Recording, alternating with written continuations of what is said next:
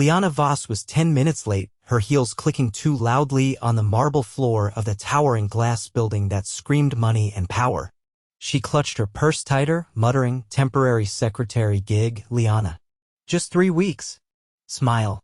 Don't screw this up." She pushed open the double doors to the top floor, where the air felt cooler, the silence heavier, and the pressure suffocating. A tall woman with a headset and clipboard gave her a once-over. "You're late," the woman said flatly. "I know, I'm sorry, the train you're filling in for Marcy. 32nd floor. CEO's office. Don't touch anything. Don't speak unless spoken to. Don't mess up." With a breath that barely made it to her lungs, Liana stepped into the lion's den. The office was massive, soaring windows, sleek black furniture, a desk the size of a small car. No flowers, no photos. Just cold, quiet dominance. And then he turned around. Quinn Jarell. She knew the name. Everyone did. Billionaire founder of Jarell Innovations. Forbes cover. Rumored to have bought an island just because he didn't like vacationing near people. But nothing had prepared her for the man himself, broad shoulders in a charcoal suit. Deep-set blue eyes that looked like they didn't miss a damn thing, and a jawline sharp enough to cut glass. His eyes landed on her. "You're not Marcy." "No, sir. I'm Liana. Liana Voss. I'm the temp." He stared at her for a second longer than normal. "You type fast." "Yes. Organized. Very. Good. I don't like being interrupted. Don't talk to me unless something is on fire. And don't touch my coffee." Marcy tried once. She almost cried. He turned back to his computer without another word. Liana blinked. "Right. No coffee. Got it." The first few hours were a blur of silence, keyboard clacking, and her trying not to breathe too loud. She answered phones, organized his overflowing inbox, and ignored the way he paced like a man who didn't sleep, let alone relax. At noon, he stood and grabbed his coat. "I'm heading to a lunch meeting. Don't go through the hard drive on the desktop. That's not for you."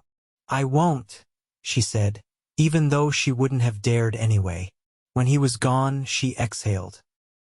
By the end of the day, her feet ached, her brain throbbed, and she was pretty sure she'd developed a slight twitch in her eye. But she hadn't gotten fired, which felt like a win. The next morning, she arrived 10 minutes early. He didn't say anything when he walked in. Just nodded once. But when she placed a folder on his desk color-coded, perfectly tabbed, he paused. "You did this?" She nodded. "You said you wanted all your investor reports categorized by region." He looked at her, and for the first time, there was something different in his eyes. Not soft exactly, but curious. Like he hadn't expected her to be this competent. The days started blending together. He barely spoke, but when he did, it was always direct. Still, he began handing her more things: high-level documents, private emails, even the code for his private elevator. One night, well past 9, she was still at her desk, highlighting a contract when he emerged from his office, jacket off, sleeves rolled up. "You should go home," he said. "I'm good. Just finishing this." He leaned against the doorway. "You always work this late when you're temporary?" "I like to finish what I start." He stared at her again, longer this time. "Most people don't." She looked up. "I'm not most people." A beat passed. "No," he said. "You're not." The next day, there were flowers on her desk. Just one white lily in a slim black vase. No note. She glanced at him when he walked in. "Did you?" "I didn't say thank you for organizing the investor dinner list. You saved me from inviting a man I sued last year. That would have been awkward." She smiled. "Extremely." He looked like he wanted to say something else but didn't. Instead, he went inside his office and closed the door. By Friday, the buzzing undercurrent between them was impossible to ignore. His voice would lower whenever he spoke to her. She'd catch him glancing at her when he thought she wasn't looking.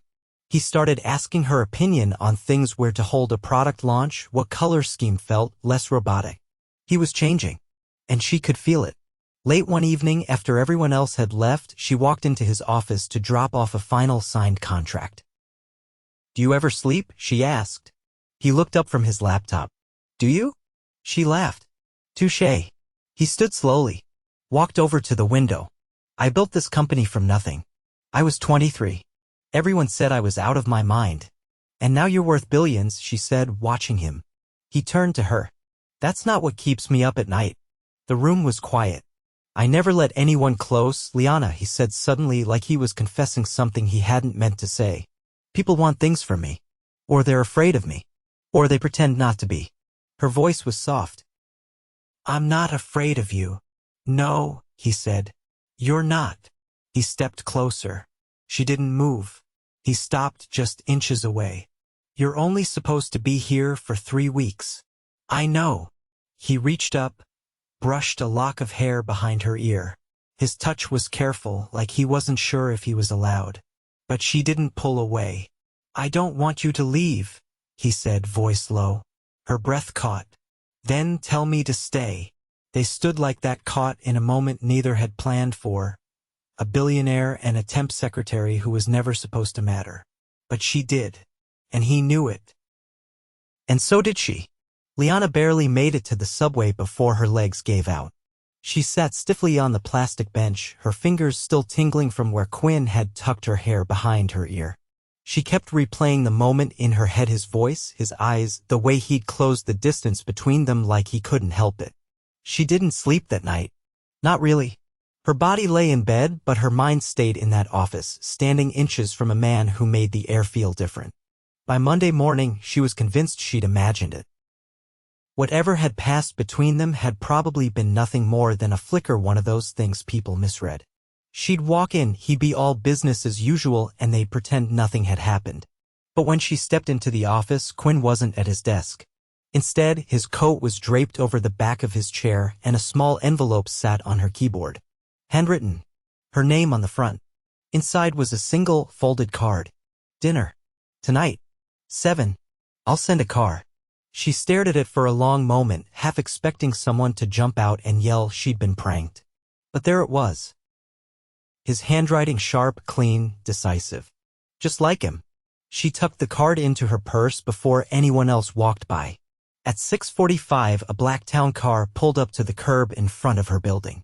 The driver asked for her by name. She climbed in, heart racing, trying not to let her nerves win. Her outfit, a simple wrap dress and heels, suddenly felt either too much or not enough. The car stopped in front of a building she didn't recognize. There was no sign, just a doorman in a tailored coat who opened the car door with a nod. Inside, the elevator had no buttons.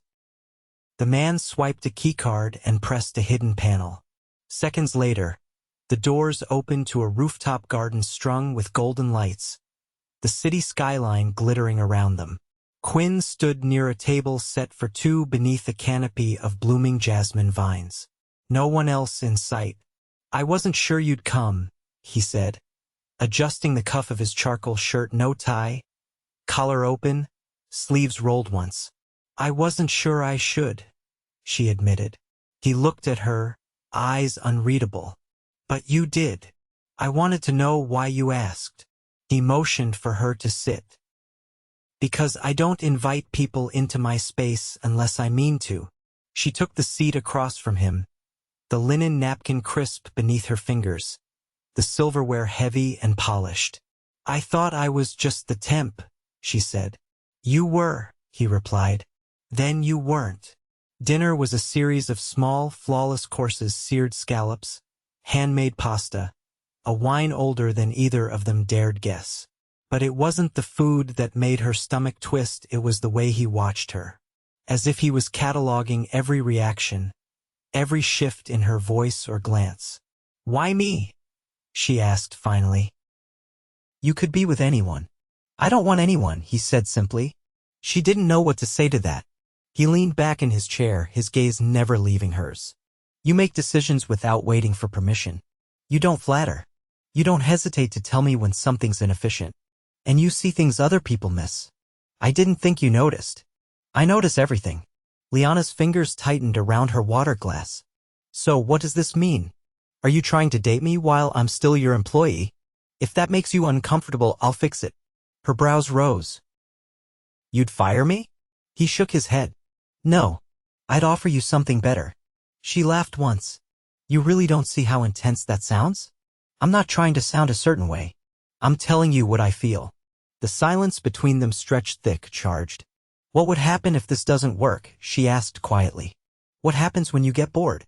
His expression changed, something flickered behind his eyes. "People always assume I'll get bored.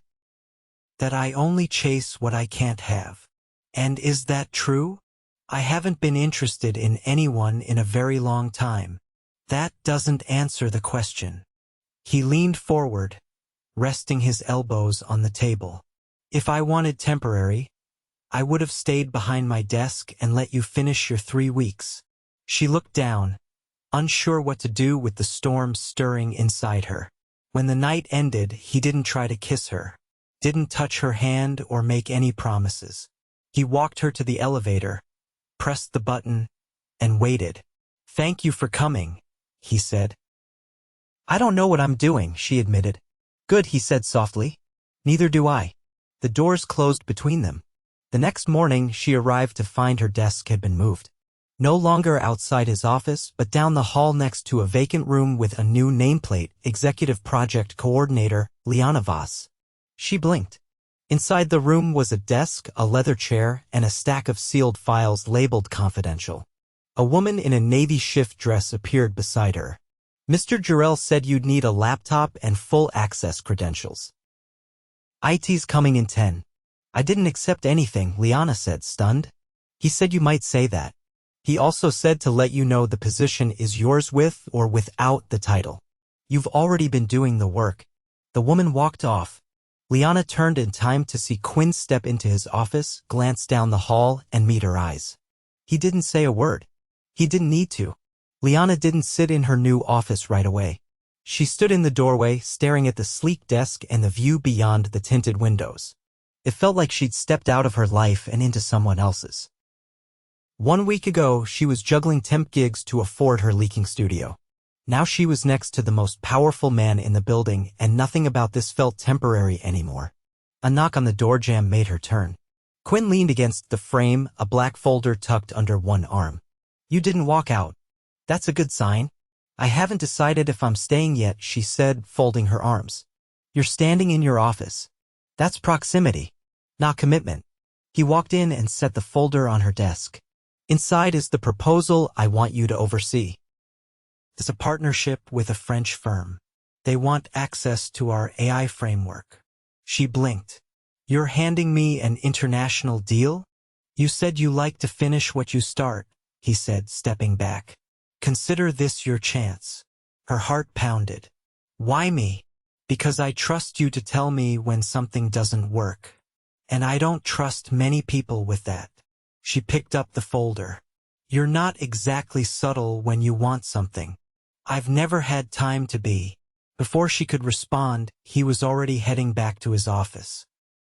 The next week passed in a blur of meetings, translation calls, and late nights. She learned the names of every executive on the French side, memorized the deal's history, and flagged 2 clauses that would have caused a regulatory nightmare. Her brain was constantly humming, but for once, she wasn't surviving, she was thriving. One night, as she organized her notes, Quinn appeared in her doorway again. But this time, something was different. His tie was gone, his shirt slightly wrinkled, and there was tension in his jaw that hadn't been there earlier. "You have 2 minutes, he said. "Get your coat." Liana looked up, startled. "What?" "No questions," he said, already turning. "Just come." 5 minutes later, she was in the back of his car again, though this time he sat beside her, not across. Neither of them spoke as the city lights streaked past, and she didn't ask where they were going.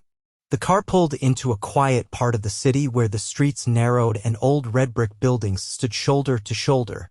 The driver stopped outside a closed bookstore with frosted windows. Quinn got out and opened the door for her himself. "You're kidnapping me for books?" she asked, stepping onto the sidewalk. "I bought the building," he said. 10 years ago. It was the only place I ever came as a kid where I didn't feel like I had to win something." He unlocked the door and motioned her in. The bell over the entrance jingled like it had been waiting for someone to remember it. Inside, shelves stretched to the ceiling, packed with worn spines and handwritten notes in the margins. The place smelled like cedar and dust and stories. I had them keep it exactly as it was, he said, flipping on the overhead lights. Even the creaky board near the poetry section still creaks. Liana looked around slowly.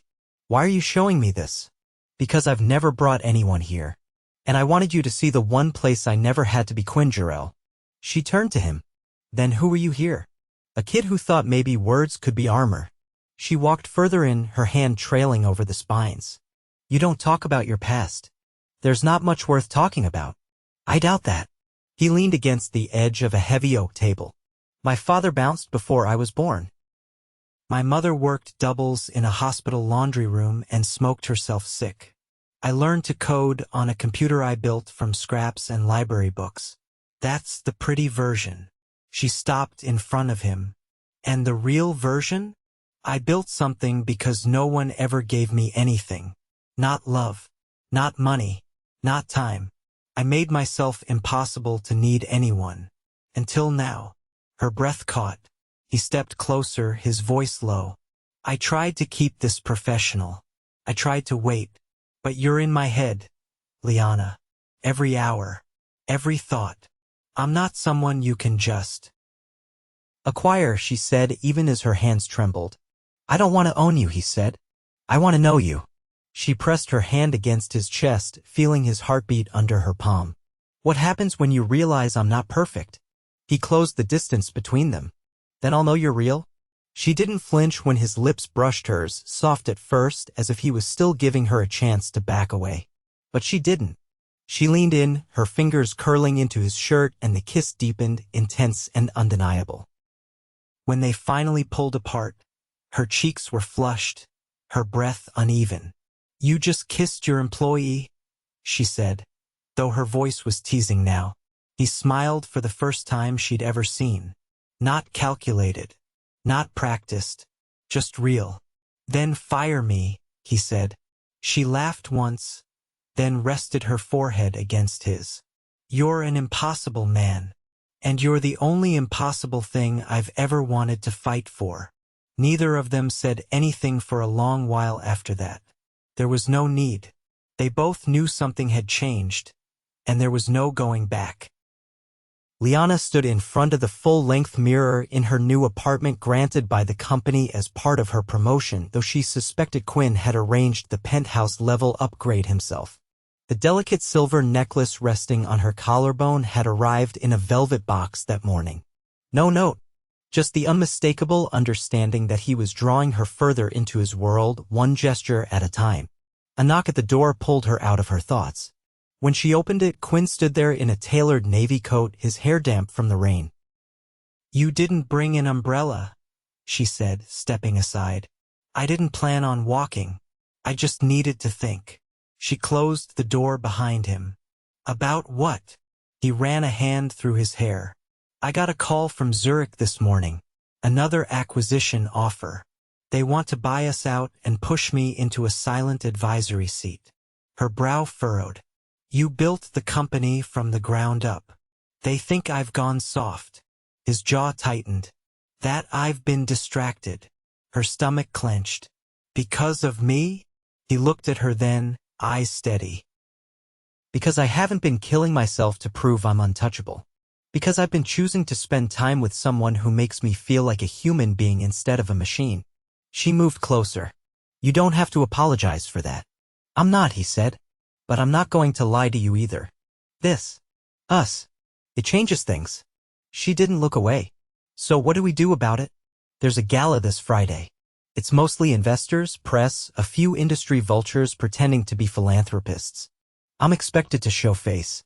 He hesitated. Come with me. She paused. You want to introduce me to your world. I don't want to hide you from it, he corrected. She searched his face. Are you sure you're ready for that?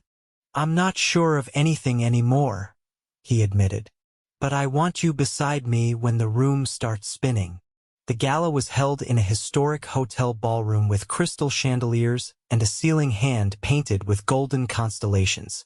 Liana descended the stairs in a midnight blue gown Quinn had insisted on having tailored for her, though she had refused to let him see it beforehand. The moment he turned and saw her, his expression changed. He walked to meet her at the base of the staircase, offering his hand without words. She took it, and together, they crossed the floor, heads turning in their wake. At the center of the room, a photographer raised his camera. "Mr. Jarell, would you mind?" Quinn didn't hesitate. He rested his hand at the small of her back and looked straight into the lens. "Take the photo." After the flash, Liana leaned in. "You just made this public." "We were never hiding," he said. As the night wore on, she met board members, international partners, and thin-lipped wives who appraised her like auction glass. But Quinn never left her side. Every time a conversation threatened to grow too sharp, his hand found hers, grounding her. Near the end of the evening, a man in a gray suit stepped in front of them. "Quinn," he said, tone-clipped, "didn't expect to see you parading as secretary." Quinn's face didn't change. "Liana is my executive partner." The man sneered. "Is that what we're calling it now?" Quinn stepped forward. "Careful. Everyone in this room remembers what happened the last time someone underestimated her." With that, he led Liana away, his grip on her hand firm. Later, on the rooftop terrace above the ballroom, she leaned against the railing, the city glittering below. "I didn't need you to defend me," she said. "I know," he replied. "But I wanted to." She looked at him. "When does this get easier?"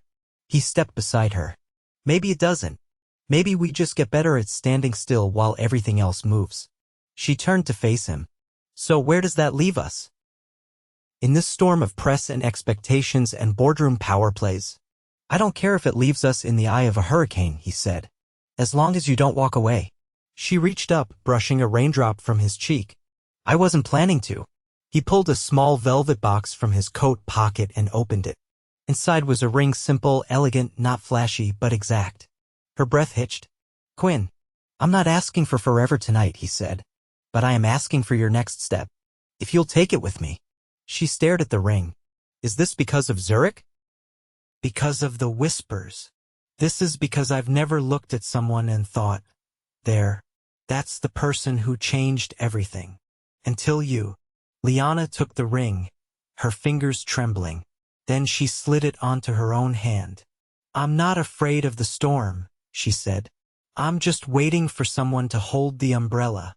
He kissed her, then not gentle, not hesitant, but like someone who'd finally stopped running. She kissed him back with the same certainty. They didn't need perfect. They just needed real. And they had it. The next morning, the Zurich deal was off the table. Not because Quinn had bowed. Because they'd realized too late the man they thought had grown soft had only grown stronger. He walked into the boardroom with Liana beside him, no longer just a name on a payroll or a passing temporary. She was his partner. In business. In life. In everything. And he never let go of her hand again. Rain poured onto the glass rooftop of the library where Quinn and Liana had first kissed. Now, weeks later, it was the sight of something entirely different, not a stolen moment between two people caught off guard by desire, but a carefully chosen setting for a celebration neither of them had dared imagine before. The French partnership had closed. Liana had led the final negotiations herself, and Quinn hadn't said a word in the meeting. He hadn't needed to. The board had seen her value firsthand, not because she belonged to him, but because she stood completely on her own. She adjusted the cuff of her tailored white jumpsuit, the fabric crisp and clean against the soft light filtering through the rain. A private dinner for 20 people was arranged under the skylight, the long table dressed in ivory linens and flickering candles. They weren't making an announcement. They didn't need to. Everyone invited already knew what was happening and, more importantly, what had already happened. Quinn approached her from behind, his hand grazing her back with quiet familiarity. "They're all here," he said. "Except you." "I'm here," she said without turning. "I just needed a breath." He looked at her reflection in the glass. "You haven't needed permission to breathe since the day you walked into my office." She finally turned to face him. "That day feels like a lifetime ago." "Because it was," he said. "We're not those people anymore." They walked in together, Quinn's hand in hers, and the guests rose instinctively. There was no speech, no toast. Just a glance between them that said everything. Later, after the last dish had been cleared and the final round of wine had been poured, Liana wandered to the small balcony that extended from the rooftop. The storm had passed, leaving only a misty coolness in the air. Quinn joined her, this time with no coat, no layers of formality. Just the man she had come to know, his expression unguarded. "You do realize tonight was more than a dinner," she said. "Yes," he said. "It was a beginning." She looked down at the ring still on her hand. "You never asked me again." "I didn't think I had to." "You don't," she said. "But I want you to." He stepped in front of her, the city lights flickering behind him. "Liana Voss," he said, his voice low, "will you marry me not because it's expected, not because it's convenient, but because I can't imagine waking up another day without calling you mine?" She reached up and touched his face, her fingers tracing the line of his cheek. "Yes. But only if you promise never to stop challenging me." "You'll get bored before I do," he said. "I doubt it." They kissed again, not with the breathless urgency of the beginning, but with the certainty of everything they built. It wasn't rushed. It wasn't fragile. It was earned. The wedding came a month later, not grand, but exquisite. A private garden ceremony in the south of France, surrounded by only those who mattered. Liana wore a gown with no train, no veil, just a single strand of pearls and bare feet in the grass. Quinn wore no tie, his shirt open at the collar, his hands steady as he slipped the ring onto her finger. "You once told me people only wanted things from you," she whispered as they stood under a canopy of olive trees. "I don't want anything from you." "I know," he said. "That's why I trust you with everything." They danced under lanterns strung between trees, the night air warm and sweet. There were no public declarations, no magazine spreads, no press releases. Just them and the people who knew them beyond titles and industries. After the guests had gone, they stayed behind, curled on a daybed overlooking the hills, a bottle of wine between them and a blanket around their shoulders. "You still think you're not someone people can get close to?" she asked. "No," he said. "Because you did." She smiled and rested her head on his shoulder. "What now?" "We build," he said. "Not just tech. Not just contracts. Something that lasts." And they did. Liana took a permanent position on the board. Not because of him, but because she'd earned every seat at the table. Her initiatives in global outreach and ethical innovation shifted the company's culture. And Quinn stepped into a more balanced role, no longer running himself into the ground to prove something he no longer felt he had to. They traveled often not to escape, but to return with more to share. They turned the bookstore into a non-profit reading center for underprivileged youth. Every Saturday, Liana read aloud to a group of kids who had never heard a story that didn't end in hardship. Quinn, often seated in the back, listened as though every word was a tether to something good. Years passed, but the core remained. He never stopped setting her desk with fresh flowers. She never stopped asking questions he didn't see coming. And neither of them ever stopped choosing the other, not out of obligation, not because of a ring, but because love, when real, doesn't need reminders. It just needs space to grow.